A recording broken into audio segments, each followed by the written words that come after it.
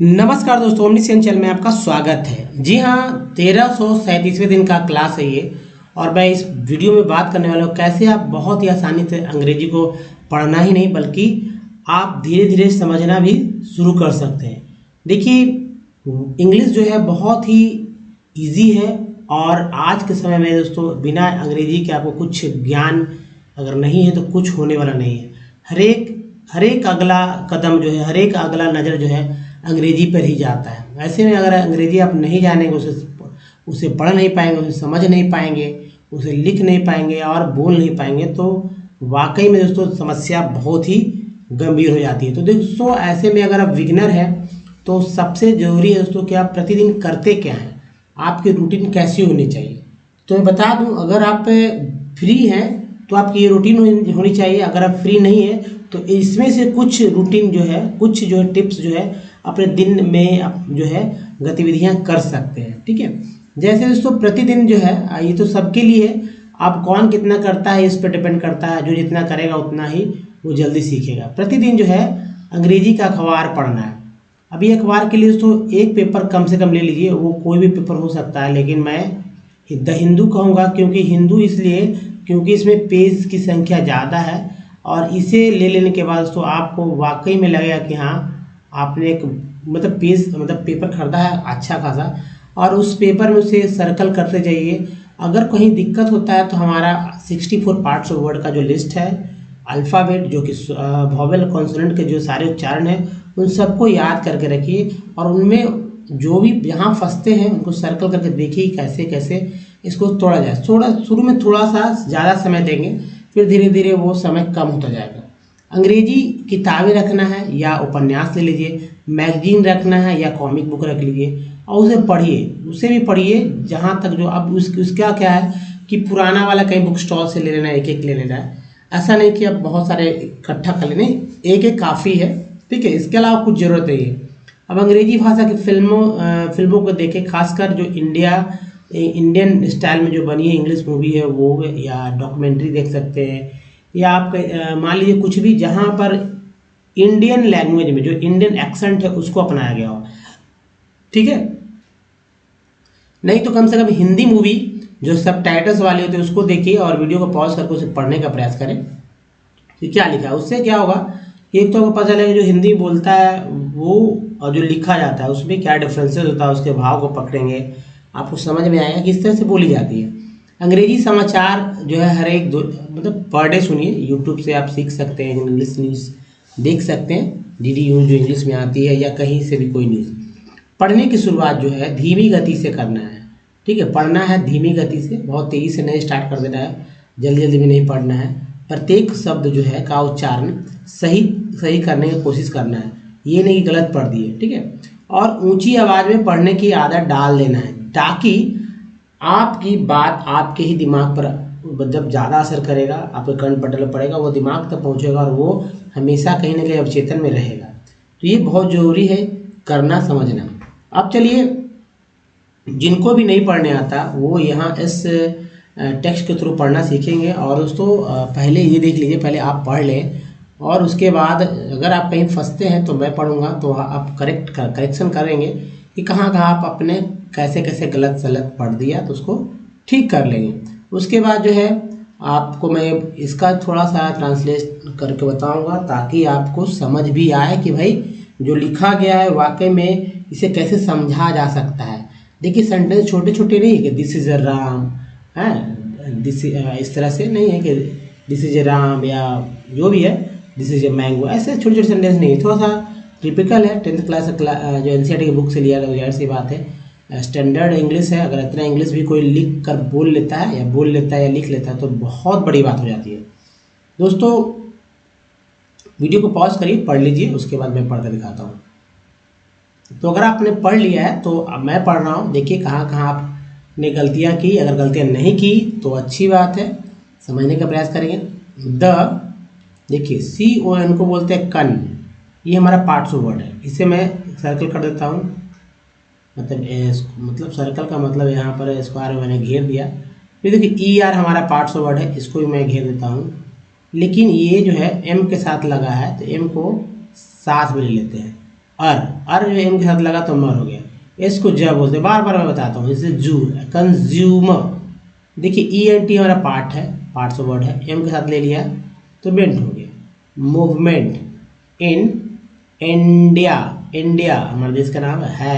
Has, कुछ लोग has पढ़ देते हैं, हैज क्योंकि इसको ज भी पढ़ते हैं और स भी पढ़ते हैं। Has led to the formation, formation देखिए टी एन को शन बोलते हैं, formation of various, various, various organise, ऐसे एक को जे बोलते हैं, टी एन को शन बोलते हैं। Organisation, locality, locality, no, O W को ओ आओ दोनों बोलते हैं। यहाँ पर ओ उच्चारण किया गया, क्या किया गया, ओ आओ नहीं, इसलिए नो। अगर के को हटा देते ना तब वो यही ओ डब्ल्यू आओ उच्चारण हो जाता है। तो नो एज कन, सी उनको बोलते हैं consumer forums, forums of consumers. देखिए ये भी पार्ट है, प्रोटेक्ट, देखिए टेक भी पार्ट है लेकिन ये सन को याद रखिए, ये वाला पार्ट है, प्रोटेक्शन, दो पार्ट हो गया। काउंसिल्स, काउंसिल्स, आगे बढ़ेंगे। दे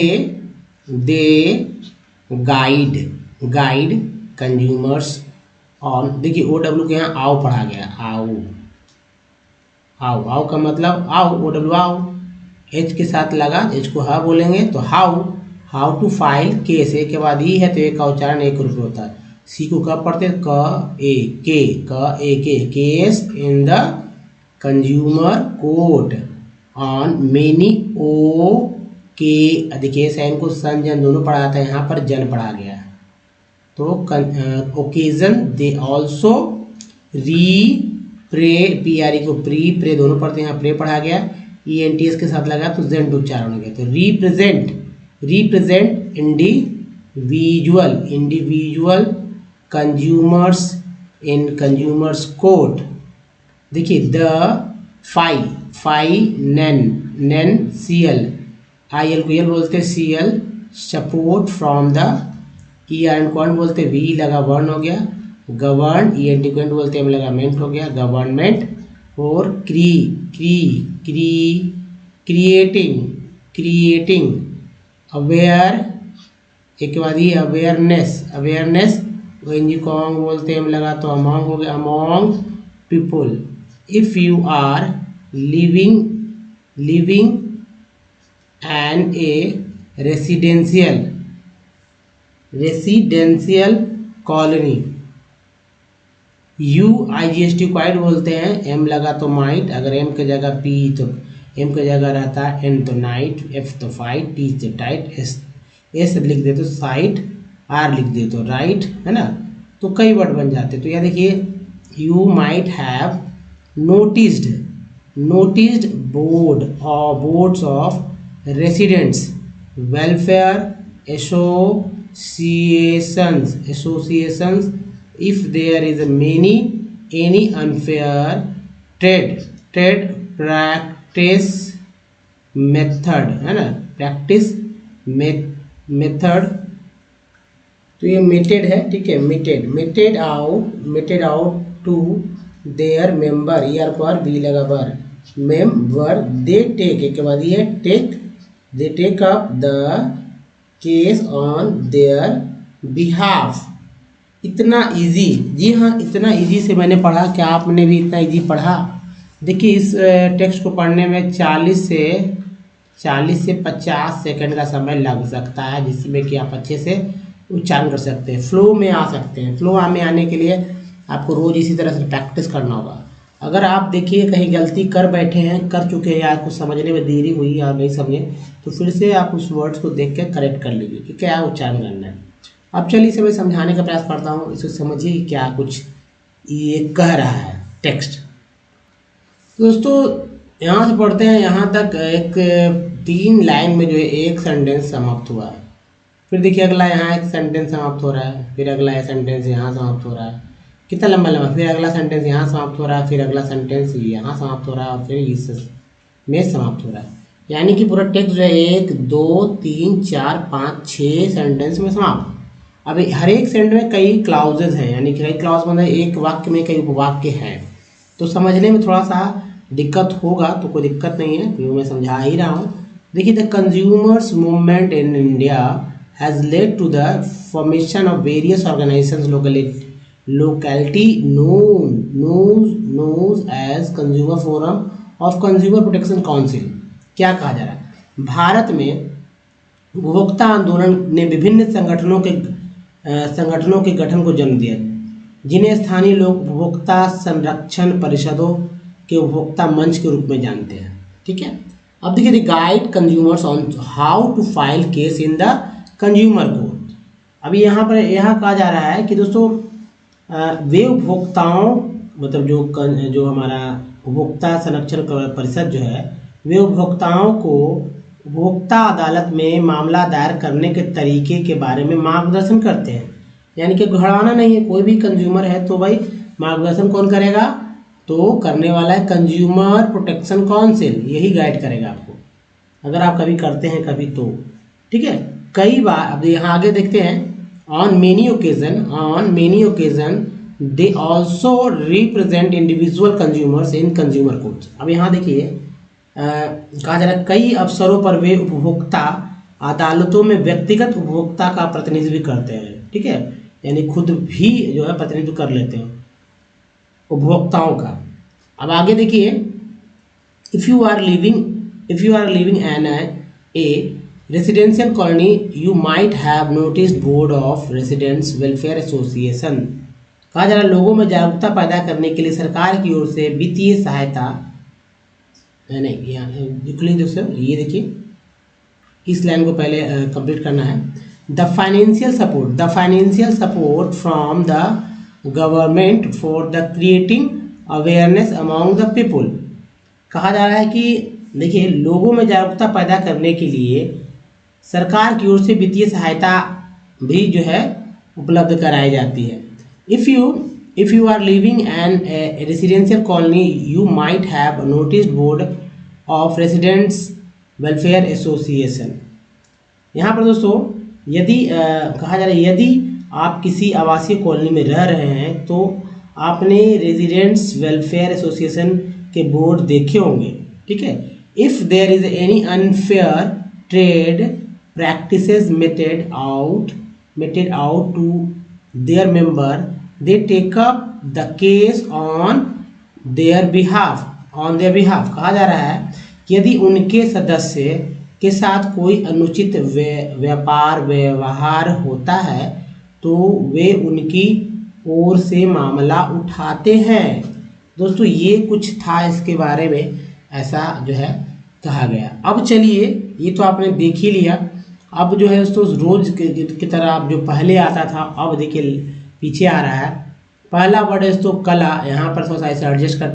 दोस्तों देखिए, पहला वर्ड है फाइन, इस तरह फाइनेंस लोग पढ़ते, फाइनेंस से नहीं, ये वर्ड है दोस्तों फिनिश। ठीक है, फिनिश का अर्थ है कला, फिनिश। ठीक है, फिनिश का अर्थ है कला, कौशल, चातुर्य, चतुराई और चालाकी, और जो है चालाकी। तो आपने देखा कि किस तरह से ये जो वर्ड है डिफरेंट तरह से उच्चारण हो रहे हैं।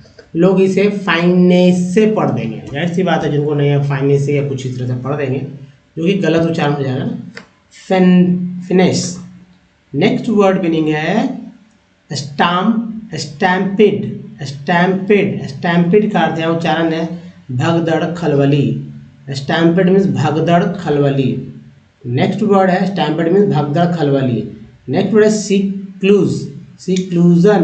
सिक्लूजन, एकांत में वास करना, अकेलापन को सिक्लूजन कहते हैं। सिक्लूजन मीन्स देखिए, कोई एकांत में रहता है, एकांत में वास करता है, अकेलापन महसूस होता है, सिक्लूजन हो रहा है, सिक्लूजन।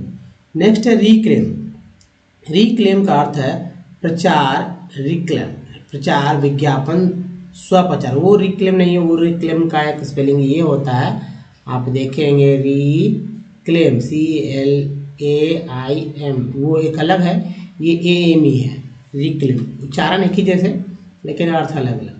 अब देखिए स्टाइडेंस का मतलब है कर्कश, कर्णपुट, कर्णभेदी, तीक्ष्ण, बहुत कर्कश ध्वनि है भाई, कर्कश होता है ना, कर्कश, स्टाइडेंट। स्टाइडेंट। नेक्स्ट वर्ड मीनिंग है क्रेवेन। क्रेवेन मीन्स होता है कायर, बुजदिल, भीरू, डरपोक। डरपोक, कायर, बुजदिल, भीरू, डरपोक। क्रेवेन क्या वर्ड है? क्रेवेन। क्रेवेन मीन्स कायर, बुजदिल, भीरू, डरपोक। नेक्स्ट है टमलचुअरी। टमलचुअरी, टमलचुअरी का अर्थ है उपद्रवी, कोलाहलपूर्ण, अव्यवस्थित। उपद्रवी, कोलाहलपूर्ण, अव्यवस्थित को टमलचुअरी कहते हैं।